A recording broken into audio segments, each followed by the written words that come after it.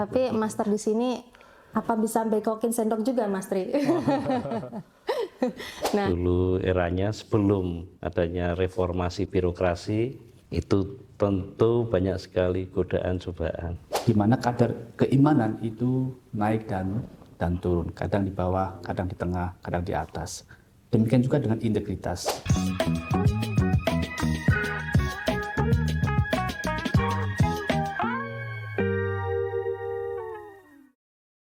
Assalamualaikum warahmatullahi wabarakatuh. Halo Sobat Intres, berjumpa kembali kita di Serawung KPPN Surakarta edisi spesial Hakordia 2024. Perkenalkan saya Lani, Internal Control Officer pada KPPN Surakarta yang akan menjadi host Serawung di episode kali ini. Sobat Intres, karena sudah di akhir tahun, khususnya di bulan Desember, tentunya ada peringatan hari yang spesial, yaitu Hakordia atau Hari Anti Korupsi Sedunia yang kita peringati setiap tanggal 9 Desember. Nah, hari ini kita kedatangan dua tamu istimewa, yaitu Kepala KPPN Surakarta, Bapak Eko Budianto. Selamat datang Bapak. Dan juga Bapak Tridiatmoko. Beliau adalah fungsional PTPN KPPN Surakarta yang juga menjadi penyuluh anti korupsi dari KPK RI. Nah, Pak Eko, Mas Tri, terima kasih atas kedatangannya di sini. Hari ini kita mau ngobrol-ngobrol spesial tentang Hakordia gitu ya. Kalau kita ngomong tentang korupsi, anti korupsi, pasti kita relate langsung dengan kata integritas. Nah, mari kita tanya nih, apa makna integritas dari Pak Eko sebagai Kepala KPPN Surakarta dan juga Mas Tri dari penyelia PTPN Fungsional KPPN Surakarta dan juga Paksi dari KPK RI. Pak Eko, makna dari integritas itu sendiri apa menurut Bapak? Terima kasih Mbak Lani. Hai Sobat Intres. Halo.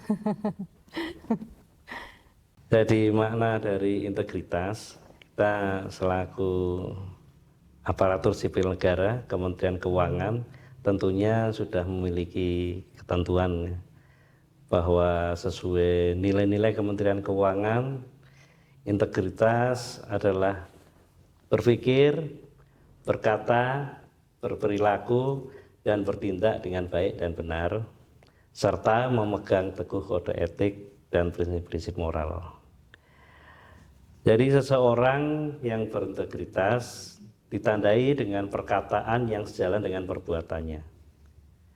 Apabila seseorang mempunyai integritas yang tinggi, tentunya tidak akan berbeda apa yang diucapkan dengan apa yang sebenarnya dilakukan. Begitu kira-kira integritas secara ringkasnya sebagai aparatur sipil negara Kementerian Keuangan, Mbak Nani. Oke, berarti komitmen gitu ya Pak? Komitmen. Jujur dan juga Komitmen konsisten. dan konsisten. Siap, berarti komitmen dan konsisten adalah highlight dari nilai integritas itu sendiri menurut Bapak Eko Budianto, Kepala KPPN Surakarta. Nah, nggak sabar nih, kita pengen tahu arti integritas dari Master Tri. Oh iya, panggilannya Master Tri ya, Sobat Intres. Master Tri Pak sebagai Paksi.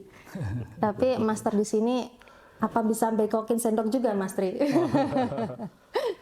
Nah, Master Tri, bagaimana menurut Master Tri apakah makna integritas itu sendiri?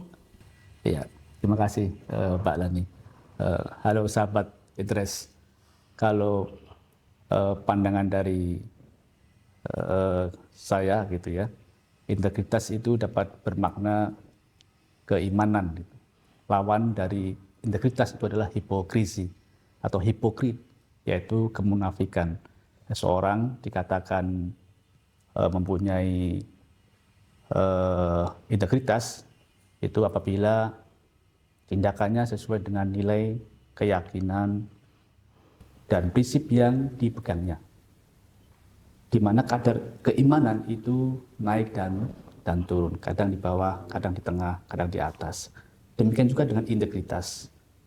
Dia bisa rendah, bisa menengah, bisa tinggi. Jadi selaras dengan makna keimanan. Ya, begitu. Berarti integritas itu kadar keimanan, korelasinya ke situ ya Mas Tri ya. Semakin kadar keimanan itu tinggi, berarti nilai integritasnya juga tinggi. Oke, nah kalau gitu ngomong-ngomong tentang kadar integritas nih, kita coba kulik dari Bapak Eko Budianto. Apakah pernah mengalami ujian integritas, Pak, selama menjadi pegawai ataupun pejabat di Kementerian Keuangan? Eh, Ya karena sudah cukup lama juga ya menjadi pegawai di Kementerian Keuangan sejak tahun 97. Jadi seperti kita ketahui juga bahwa dulu eranya sebelum adanya reformasi birokrasi itu tentu banyak sekali godaan cobaan. Ya kita tidak pungkiri ya, setiap orang itu kan pasti tadi seperti sampaikan Master Tri kan, masalah keimanan. Kadang keimanan juga naik turun itu, sempat tergoda itu. Tapi pada akhirnya kita harus bangkit. Harus bangkit, kita harus berani pada saat itu no gratifikasi. No gratifikasi. Kita harus berani untuk mengatakan tidak menerima gratifikasi. Gratifikasi kan bagian dari korupsi kan. Betul. Nah, terus selanjutnya juga dalam sudah beberapa pergantian kantor, terus di beberapa level jabatan juga kebetulan sering berhadapan dengan, kalau saya di kantor karena sering berhubungan dengan masalah pengadaan barang dan jasa. Situlah kita harus bangun, kita berikan pengertian kepada pihak ketiga bahwa posisi kita ada di mana. Betul. Jadi disitulah supaya kita tidak terpengaruh. Bahkan ada sih pernah yang mencoba gitu, mencoba tapi kita jelaskan bahwa kita sekarang sudah di era transformasi, di era reformasi birokrasi, sudah bukan zamannya lagi. Jadi kita murni untuk mengamankan pengeluaran negara, anggaran negara yang dialokasikan untuk kantor saya semaksimal mungkin bisa terwujud seoptimal mungkin sesuai dengan ketentuan yang berlaku. Tidak, kita harus berani untuk mengatakan tidak, untuk mengurangi atau menyelewengkan. Siap. Itu sudah beberapa tempat saya lalui yang berhubungan dengan pengadaan barang dan jasa. Tujuannya kalau kita mau selamat ya kita harus memiliki komitmen tadi. Komitmen. Dan komitmen pada awal, kayak tadi saya katakan, komitmen dan konsisten. Kalau kita sudah komitmen, kita harus konsisten. Kalau komitmen tanpa konsisten, itu sama aja. Cuma di awal aja ya Pak? Iya. Jadi kita tetap berpindah-pindah tugas, berhubungan dengan yang tanda kutipnya itu rawan ya, rawan terjadinya korupsi, terjadinya gratifikasi. Kita berupaya untuk konsisten pegang komitmen yang sudah diniatkan dari awal, dari hati. Dan itu juga saya bangun juga berikan pemahaman ke keluarga. Dari mulai diri sendiri, keluarga juga ikut mendukung, lingkungan kerja juga mendukung. Gitu. Akhirnya alhamdulillah sampai sekarang masih selamat. On track ya Pak. Berarti ujiannya lulus ya Pak? Belum sepenuhnya lulus. Ini kan masih berproses. Masih memiliki masa kerja yang belum habis. Wah, siap. Berarti maksudnya kalau purna tugas berarti lulus ya Pak ya? Insya Allah. Insya Allah, amin. Wah, keren sekali berarti ya. Baik, tadi tentang ujian integritas yang dialami oleh Pak Eko sendiri. Kemudian kita pengen tahu ya bagaimana peringkat dari indeks anti korupsi secara makro yaitu Indonesia gitu. Biar nanti kita tahu peringkat berapakah atau seberapa bersih negara kita gitu. Nah, mungkin yang bisa menjawab adalah Master Tri. Ya, silakan Master Tri. Bagaimana profil integritas Indonesia jika direpresentasikan dengan indeks persepsi korupsi? Ya, makasih Mbak Lani dan sahabat Indres. Bahwa tingkat korupsi di suatu negara itu bisa tergambarkan dari IPK-nya atau CPI-nya gitu ya. Bukan hanya mahasiswa yang punya IPK, tapi juga negara terkait dengan korupsi punya IPK juga, yaitu Corruption Perception Index. Jadi CPI atau indeks persepsi korupsi, IPK itu sendiri merupakan indeks yang menggambarkan tingkat korupsi di suatu negara yang dirilis oleh Jaringan Transparansi Internasional yang berpusat di Berlin, Jerman. Nah, ini kalaupun di Indonesia ini oleh Transparansi Internasional Indonesia yang merilis untuk lingkup nasional di negara Indonesia ini. Adapun untuk tahun 2000 IPK kita itu 37. Adapun untuk tahun 2002 itu IPK kita atau CPI kita itu 34. Dan naik tahun apa turun itu, Mas? ada penurunan ya, itu ada survei yang secara internasional diteliti gitu kan, ada penurunan. Bahkan di tahun 2023 ini stagnan ya, sama. Di 34 terus? Di 34 juga. Nah, ini menggambarkan bahwa semakin tinggi nilai CPI-nya, ini semakin bersih negara itu. Semakin rendah nilai IPK-nya atau CPI-nya, maka semakin korup negara itu. Dan ini sudah diakui secara internasional. Ada sekitar 180 negara yang disurvei oleh lembaga ini. Makanya kita perlu meningkatkan tingkat integritas kita untuk bisa meningkatkan nilai CPI kita. Oke, berarti jangan-jangan nanti dengan kemampuan Master Tri yang master itu tadi bisa menyulap Indonesia untuk meningkatkan indeks persepsi korupsinya. Oke, siap. Kalau tadi kita bicara tentang IPK yang ada di lingkup nasional. Nah, bagaimana kita sebagai unit kerja gitu ya di bawah Kementerian Keuangan, khususnya di Direktorat Jenderal Perbendaraan, bagaimanakah profil integriti kita, Pak Eko? Bagaimana kita meraih yang namanya pembangunan zona integritas, kemudian BBK, BBBM, atau apakah kita sudah tersertifikasi ISO juga, Pak Eko? Izin, Pak Eko. Oh, jadi Sobat Intres, jadi untuk KPPN Surakarta, alhamdulillah sudah melalui proses pembangunan zona integritas. Siap. Dari yang awalnya pertama wilayah bebas dari korupsi. Ya. Terus meningkat levelnya menjadi wilayah birokrasi bersih dan melayani. Dan tidak cukup di situ. Kita juga memperoleh sertifikat standar manajemen mutu ISO 9001. Dan juga tahun 2024 ini juga kita masih mengawal untuk implementasi sistem manajemen anti penyuapan. Itu ISO SMAP. Iya. Jadi itu tentunya tidak mudah ya. Siap. Tentunya tidak mudah karena di organisasi ini juga banyak pegawai yang kita harus jalan bersama-sama, harus satu visi dan juga tadi komitmen untuk menjalankan integritas secara baik. Untuk itu kita selalu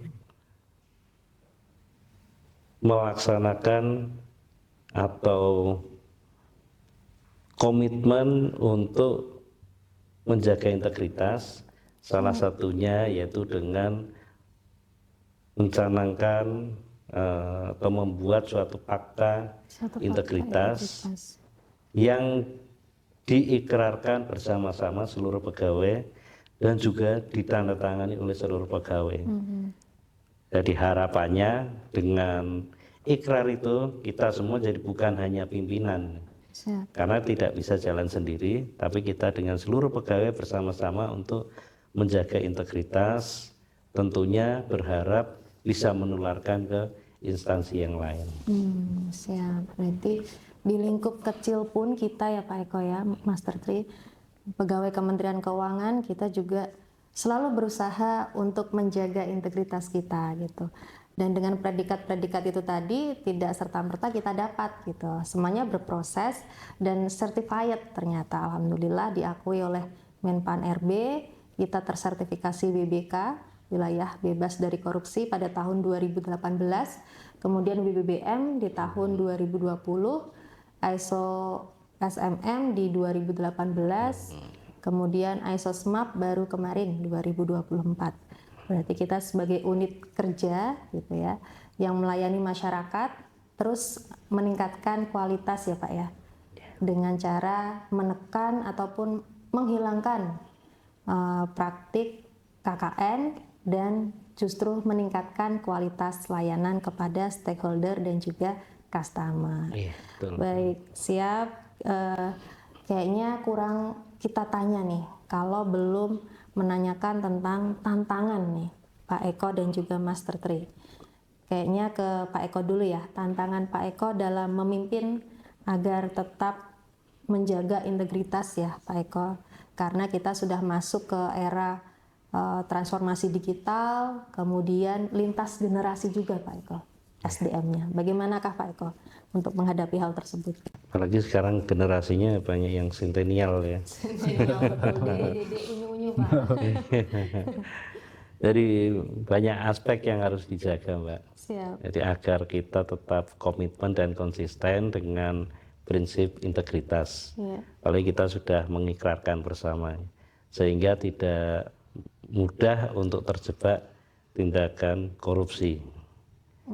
Selain integritas yang harus kita pegang teguh, karena ada tiga sifat lah yang harus kita hindari agar kita mudah terlepas dari tindakan korupsi. Yang pertama, permisif. Yang kedua, apatis. Yang ketiga, skeptis.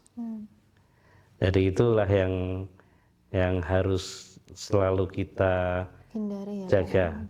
Antara permisif itu kurang lebih membiarkan jika hal-hal yang negatif terjadi di sekitaran. Jadi kita jangan membiarkan hal-hal yang negatif terjadi di sekitar kita. Antara apatis, kita masa bodoh biasanya kan itu. Kita melihat masa bodoh atau tidak peduli dengan yang terjadi di sekitar kita. Terus skeptis juga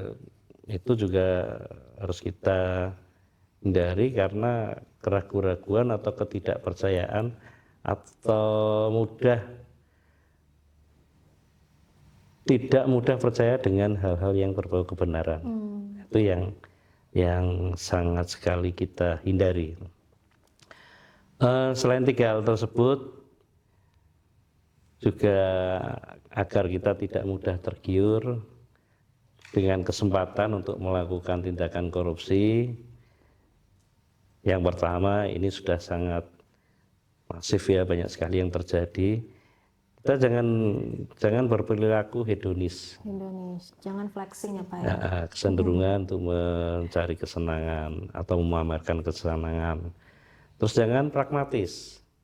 Itu juga cenderung mengutamakan tindakan yang dapat memberikan hasil. Dan juga ini yang perlu kita hindari, jangan konsumeristik. Ini nih bahaya. Fokus pada peningkatan materi dan gaya hidup konsumtif diri sendiri atau lingkungan dia sendiri. Jadi prinsipnya kita tetap harus hidup sederhana, layaknya seperti kita sebagai orang Indonesia asli, apalagi kalau kita di Solo ya, kita nerimo gitu. Dan pola hidup yang sederhana. Sederhana, siap. Kurang lebih itu Mbak Lani. Siap, sesuai dengan kemampuan ya Pak. Jangan sampai menghalalkan segala cara untuk menjadi yang bukan diri kita sendiri. Gitu. Kiblatnya materi gitu. Padahal sebenarnya value diri itu ada di diri kita sendiri. Gitu. Oke, terima kasih Pak Eko. Izin mungkin Master Tri boleh menambahkan nih gimana caranya biar kita mengatasi nggak pernah terjebak dengan tindakan korupsi. Ya, baik Mbak Lani. Sahabat interest bahwa terkait dengan korupsi ini memang ada sebab-sebabnya. Ada sebab-sebabnya, yaitu diantaranya baik sebab yang para ilmuwan terangkan, diantaranya teori Ghosn yang sungguh kita sudah mengenalnya barangkali ya. Yang ini ada greed, itu karena keserakahan. Keserakahan, manusia punya sifat keserakahan. Nah, ini bisa menimbulkan tindakan korupsi. Sehingga untuk menghentikannya ya mengurangi sifat keserakahan itu. Greed, kemudian opportunity. Opportunity itu kesempatan. Nah, ini yang menimbulkan adanya tindak korupsi. Kemudian need, yaitu kebutuhan. Orang korupsi kan ada kebutuhan gitu ya. Kemudian yang terakhir adanya exposure, itu karena penguapan yang membuat manusia ternyata orang korupsi itu enak gitu. Hukumannya ringan. Nah, ini kita berusaha untuk menghindari atau menjauhi penyebab dari korupsi itu sendiri. Adapun untuk menguatkannya, yaitu kita berusaha untuk menguatkan nilai-nilai integritas. Di antaranya adalah kejujuran yang pertama. Kita meningkatkan kejujuran, kemudian kepedulian, ya, peduli, kemudian kemandirian, kemudian disiplin, ya, disiplin, dan ini yang keempat, yang kelima tanggung jawab. Tanggung jawab, kita meningkatkan sifat-sifat tanggung jawab pada seseorang. Kemudian kesederhanaan, membangun kesederhanaan, ya. Kemudian keberanian. Nah, keberanian yang terakhir adalah adil. Nah, di sini meningkatkan nilai integritas kita untuk menghindari adanya tindakan korupsi itu. Akan tapi secara global tadi, bahwa sebagaimana awal tadi kita jelaskan bahwa korupsi itu sama atau sebanding dengan kemunafikan gitu ya. Integritas sama dengan keimanan. Oleh karena itu, untuk meningkatkan atau untuk mencegah terjadinya tindak korupsi, maka kita tingkatkan keimanan kita gitu ya. Nah, ini harapannya dengan meningkatkan iman kita, maka akan bisa menghentikan tindak pidana korupsi. Demikian, Mbak. Dan Mbak Lani, itu tambahkan, karena tadi bicara terkait dengan kesempatan ya. Kesempatan. Jadi kadang-kadang kan ada itu korupsi besar, ada korupsi kecil. Ini kan kecil. Itu sebetulnya karena kesempatan. Kalau dia memiliki kesempatan besar, pasti akan korupsi besar. Karena kesempatannya kecil, dia korupsinya kecil. Tapi pada saat yang melakukan korupsi kecil ini memiliki kesempatan lebih besar, dia pasti akan jadi besar. Jadi bukan dari nilai korupsinya, tapi perilakunya yang perlu kita berantas itu. Perilaku yang perlu kita berantas gitu ya Pak ya, tentang korupsi itu. Walaupun ada opportunity, kita harus kuatkan tekad ya Pak untuk tetap anti korupsi. Ya. Oke, kiranya Mas Tertri dan juga Pak Eko, kiranya mungkin ada yang ingin ditambahkan lagi? Cukup saya. Cukup ya. Kalau gitu kita tutup ya Pak Eko dan juga Mas Tertri dengan satu quotes gitu ya. Korupsi itu mirip bola salju, sekali bergulir akan membesar dan terus melaju. Tak bisa perlawanan dilakukan orang per orang atau hanya menggantungkan diri pada KPK. Mari sama-sama mantapkan hati untuk tidak pernah ikut-ikutan mencuri. Sama-sama tekadkan kita anti korupsi. Karena kita generasi anti korupsi. Baik. Terima kasih Pak Eko dan juga Mas Tertri atas kesempatan dan juga kehadirannya di podcast spesial Serawung KPPN Surakarta Hakordia 2024. Selamat Hari Anti Korupsi Sedunia 2024 Sobat Intres. Teguhkan komitmen berantas korupsi untuk Indonesia maju. Terima kasih. Wassalamualaikum warahmatullahi wabarakatuh.